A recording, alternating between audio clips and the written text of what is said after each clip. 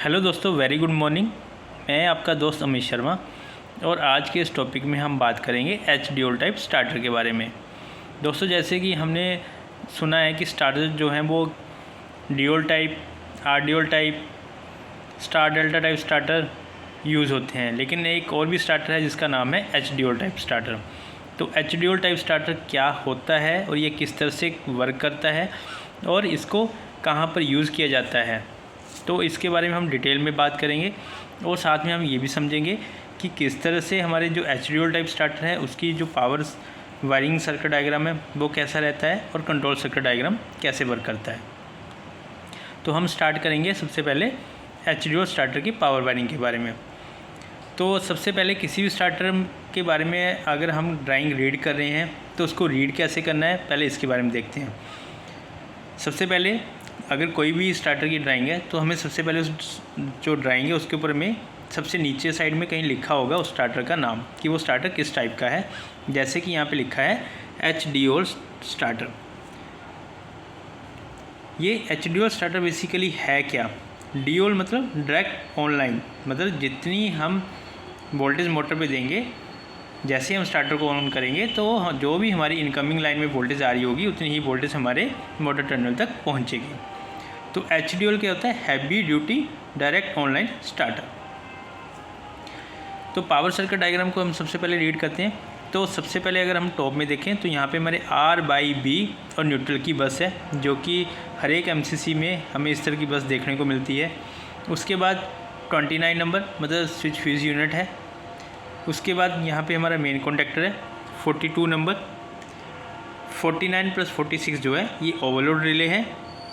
M जो है वो मोटर्स है। और यहाँ पे जो डॉटर लाइन दिखाई गई है वो ये दिखाया गया है कि स्टार्टर से आगे जो और केबल कनेक्टेड है जो कि मोटर टर्मिनल तक है उसको डॉटर लाइन में दिखाया गया।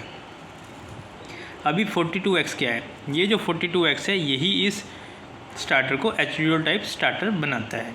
ये कैसे बनाता है इसके बारे में भी बताऊँगा। तो पावर वायरिंग में अगर हम बात करें तो हमारी जो इनकमिंग सप्लाई है वो सबसे पहले हमारे स्विच फ्यूज यूनिट तक आएगी, जिसमें कि R phase, Y phase, B phase. अगर स्विच फ्यूज यूनिट हमारा आइसोलेटेड है मतलब ऑफ कंडीशन में है तो उस टाइम पे हमारा जो कॉन्टैक्ट नंबर है 3 नंबर ये NO रहेगा, 1 और 2 हमारा NC रहेगा। जैसे ही हमारे स्विच फ्यूज यूनिट जो है वो हम इसको कनेक्ट करेंगे तो ये जो कॉन्टैक्ट्स हैं ये भी यहाँ पे चेंज ओवर होंगे। तो ये जो कॉन्टैक्ट्स हैं बेसिकली ये हमें स्विच फ्यूज यूनिट की स्टेटस के बारे में बता रहा है कि जो कॉन्टैक्ट्स हैं वो अभी switch fuse unit of condition में है या फिर ऑन कंडीशन में है।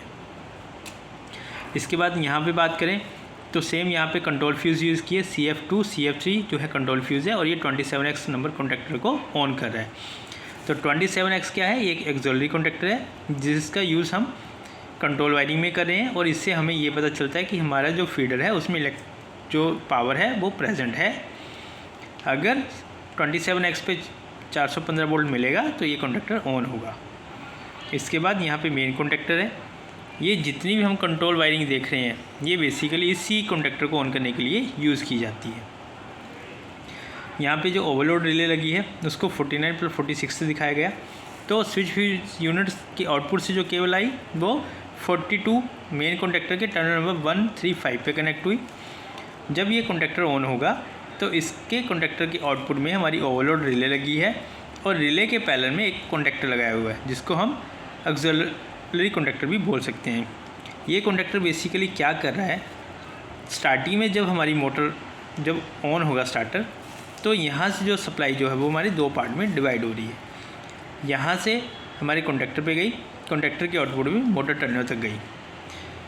तो स्टार्टिंग में ये बेसिकली जो कॉन्टैक्टर है ये ओवरलोड रिले को बाईपास कर रहा है, क्योंकि जो कॉन्टैक्टर है इसकी रेजिस्टेंस सबसे कम है तो जो करंट है वो इसमें से फ़्लो करेगा, तो जिसके कारण जो ओवरलोड रिले है वो हमारी ट्रिप नहीं करेगी।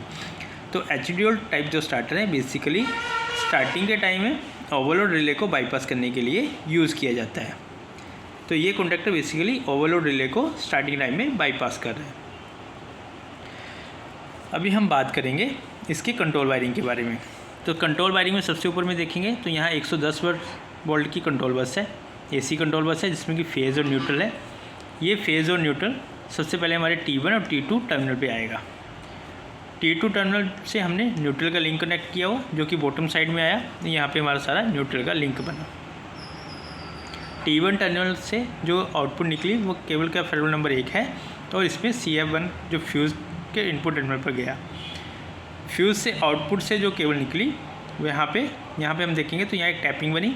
ये जो फेज़ है ये डायरेक्टली हमारे इस यहाँ पे एक T बन गया जिससे कि यहाँ पूरा फेज़ आ रहा है। उसके बाद यहाँ पे जो टैपिंग पॉइंट है यहाँ से जो फेज़ सप्लाई है ये ओवरलोड रिले में गए के कॉन्टैक्ट नंबर 95-96 पे गया। तो जो कंट्रोल सप्लाई है जो इंटरलॉकिंग के लिए वो सर्किट ये है, ये वाला। अगर ओवरलोड रिले हमारी हेल्दी है तो यहाँ पे हम देख रहे हैं जो 5 नंबर है फेरुल है, ये यहाँ से केबल गई जो कि टर्मिनल नंबर T6 पे कनेक्ट हुई, जो कि हमें फील्ड रिमोट के लिए दिखा रहा है, रिमोट सिग्नल के लिए कि ओवरलोड जो है वो हेल्दी है। इसको हम PLC पे कन्फिगर करते हैं। अभी नेक्स्ट स्टेप आता है हमारा जो फेज़ है। सबसे पहले ओवरलोड रिले में गया, ओवरलोड रिले से ये जो सप्लाई निकली ये गई इमरजेंसी पुश बटन पे जो कि डोर पे लगा रहता है। यहाँ से 5 नंबर की केबल आई जो कि इमरजेंसी पुश बटन के इनपुट टर्मिनल पे कनेक्ट हुआ। इमरजेंसी पुश बटन के आउटपुट से जो केबल निकली वो 7 नंबर फेडरल की और वो T3 टर्मिनल पे कनेक्ट हुई। T3 और T4 के बीच में यहाँ रिमोट इंटरलॉक दिखा गया। तो रिमोट इंटरलॉक में क्या होता है कि जैसे हमारे जो फील्ड में LCS लगा है उसको भी हम कनेक्ट कर सकते हैं या किसी ड्राइव का भी हम इंटरलॉक यहाँ पे रख सकते हैं। अगर कोई भी इंटरलॉक नहीं है तो यहाँ पर लूप लगा देंगे तो T3 से T4 में हमें सप्लाई मिलेगी। अभी ये सप्लाई हम यहाँ पे देखेंगे तो 10 नंबर केबल से ये सप्लाई 3 जगह जा रही है, एक यहाँ पे, यहाँ पर। तो जो 29 नंबर है 1 और 2 ये हमारा कब NC रहेगा, जब SFU हमारा ऑफ कंडीशन में रहेगा। अगर SFU ऑफ है तो ये सप्लाई हमारी 1 नंबर से निकलेगी और 2 नंबर टर्मिनल पे मिलेगी। यहाँ से ये सप्लाई टेस्ट पुश बटन में इनपुट टर्मिनल पे जा रही है और यहाँ पे सिलेक्टर स्विच दिखाया गया है। ये सिलेक्टर स्विच 43SS जो है ये एक सिलेक्टर स्विच है जो कि ये बता रहा है कि सिलेक्टर स्विच ऑफ कंडीशन में है या PLC मोड में या टेस्ट मोड में। अगर सिलेक्टर स्विच हमारा टेस्ट मोड में हुआ तब ये पुश बटन काम करेगा और ये सप्लाई भी कब आएगी, जब हमारा SFU ऑफ रहेगा। अभी हम 1 बाय 1 समझेंगे कि अगर टेस्ट मोड में है तो ये कैसे काम करेगा, PLC मोड में तो कैसे काम करेगा। तो सबसे पहले हम बात करेंगे टेस्ट मोड में। अगर SFU हमने ऑफ़ किया हुआ है और सिलेक्टर स्विच को टेस्ट पुश मोड में रखा हुआ है तो ये फेज़ सप्लाई जैसे ही हम टेस्ट पुश बटन प्रेस करेंगे तो फेज़ सप्लाई आएगी। जैसे ही ये फेज़ सप्लाई यहाँ पे आएगी इसको प्रेस करने पे तो ये 42X कंडक्टर को ऑन कर देगा। 42X जो हमारा ओवरलोड रिले के बाईपास में लगा है। जब हमारा 42X कंडक्टर ऑन हो गया तो सेम टाइम पे यहाँ पे देखेंगे तो यहाँ पे एक 42X का NO कॉन्टैक्ट लिया है जो कि NC में कन्वर्ट होगा। जैसे ही ये NC में कन्वर्ट होगा तो ये टाइमर को ऑन कर देगा। मतलब कि 42X कंडक्टर के लगने के बाद एक टाइमर ऑन होगा। ये टाइमर 1 सेकंड से 30 सेकंड तक यहाँ पे दिखाया गया। अब 30 सेकंड तक ये कंडक्टर हमारा लगा रहेगा। 30 सेकंड के बाद ये जो कंडक्टर है ये हमारा हट जाएगा और ओवरलोड रिले जो है वो डायरेक्टली सर्किट में आ जाएगी। तो जैसे ये 42X लगा, 42X के लगते ही हमारा ये कॉन्टैक्ट NC बनेगा 13-14 और फेज सप्लाई यहाँ से आएगी और ये हमारे A1 A2 मतलब A1 टर्मिनल पे सप्लाई मिलेगी 42 कॉन्टैक्टर के। तो 42 कॉन्टैक्टर जो है हमारा ऑन हो जाएगा। तो सबसे पहले हमारे HDD स्टार्टर में क्या ऑन हुआ, 42X कॉन्टैक्टर। उसके बाद हमारा मेन कॉन्टैक्टर ऑन हुआ। मेन कॉन्टैक्टर ऑन होने के बाद ओवरलोड रिले के थ्रू होती हुई सप्लाई मोटर टर्मिनल तक गई।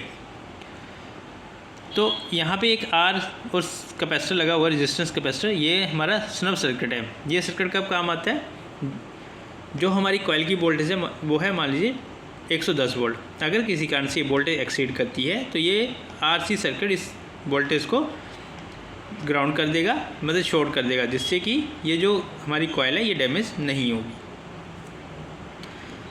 अभी एक और चीज़ देखें तो यहाँ पे जो 42X है, 42X लग कैसे रहा है। 42X के लिए यहाँ पे अगर हम देखें तो पुश बटन तो हमने एक बार प्रेस किया, एक बार प्रेस करने पे 42X लग गया। उसके बाद ये कैसे 42X कंटिन्यू ऑन रहेगा। तो कंटिन्यू ऑन करने के लिए जैसे ही हमारा कॉन्टैक्ट NC बनेगा तो ये टाइमर का कॉन्टैक्ट आएगा और ये टाइमर से हमारा 42X के A1 A2 पे सप्लाई चली जाएगी, जिससे कि हमारा 42X ऑन रहेगा। अभी हम समझेंगे कि पीएलसी मोड में कैसे काम करता है। अगर हमारा सेलेक्टर स्विच पीएलसी मोड में है तो जो T5 टर्मिनल है यहाँ से पीएलसी की कमांड आएगी। 27X कॉन्टैक्टर के अगर कॉन्टैक्ट्स NC बने हुए हैं तो ये सप्लाई हमें 27 फेरुल जो इनपुट में कनेक्ट है कॉन्टैक्टर के, आउटपुट से हमें इसके टर्मिनल 14 से 25 नंबर फेरुल की केबल मिलेगी, उसमें ये सप्लाई आएगी। और अगर सेलेक्टर स्विच पीएलसी मोड में है तो ये सप्लाई इसके थ्रू होते हुए 42X को ऑन कर देगी। जैसे ही 42X ऑन होगा तो ये कॉन्टैक्ट का जो कॉन्टैक्ट है वो NC बनेगा और ये टाइमर को ऑन कर देगा और यहाँ पे टाइमर ऑन हो जाएगा, साथ में हमारा 42 मेन कॉन्टैक्टर भी ऑन हो जाएगा। अभी जब तक टाइमर का कॉन्टैक्ट हेल्दी है तब तक ये 42X के A1 A2 पे हमारे कॉइल को सप्लाई देगा और ये कॉन्टैक्टर को ऑन रखेगा। अब जैसे ही हमारा टाइमर इलैप्स करेगा तो ये 42X की जो कमांड है वो ड्रॉप हो जाएगी। तो जो 42X है वो बेसिकली टाइमर के ऑन होने के इलैप्स होने के बाद 42X कॉन्टैक्टर जो है वो ऑफ हो जाएगा। तो ये तो था हमारा कि पीएलसी से ये कैसे ऑन हुआ।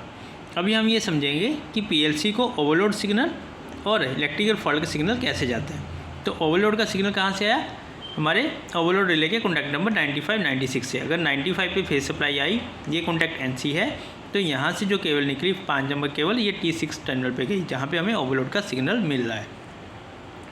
इलेक्ट्रिकल फॉल्ट का सिग्नल कहाँ से मिल रहा है, ये सिग्नल हमें मिल रहा है कि अगर हमारा ओवरलोड हेल्दी है, इमरजेंसी पुश बटन हेल्दी है और हमारे रिमोट के इंटरलॉक्स अगर हेल्दी हैं और 27X अगर कॉन्टैक्टर हमारा ऑन है तो ये सप्लाई यहाँ पे आएगी 13 नंबर वायर पे और 13 से ये 27X के 83 84 कॉन्टैक्ट्स, क्योंकि NC बनेंगे अगर 27X कॉन्टैक्टर ऑन है तो यहाँ से फेज सप्लाई जाएगी जो कि 70 नंबर फेरुल के नाम से डिनोट है और ये हमें इलेक्ट्रिकल फॉल्ट का सिग्नल देगी T टर्मिनल नंबर 8 पर। तो अभी हमने देखा कि ओवरलोड का सिग्नल हमें यहाँ से मिला, इलेक्ट्रिकल फॉल्ट का सिग्नल हमें यहाँ ओवरलोड के थ्रू होते हुए इमरजेंसी पुश बटन के थ्रू, उसके बाद हमारे रिमोट इंटरलॉक्स अगर हेल्दी हैं और 27X कॉन्टैक्टर अगर ऑन कंडीशन में है तो यहाँ पे हमें इलेक्ट्रिकल फॉल्ट का सिग्नल इंडिकेशन मिली। अभी हम ये देखेंगे कि हमें रन की फीडबैक कैसे मिल रही है। तो रन की फीडबैक कहाँ से मिल रही है हमें, 42 कॉन्टैक्टर से। 42 कॉन्टैक्टर के 53 54 नंबर टर्मिनल, 83 84 नंबर टर्मिनल।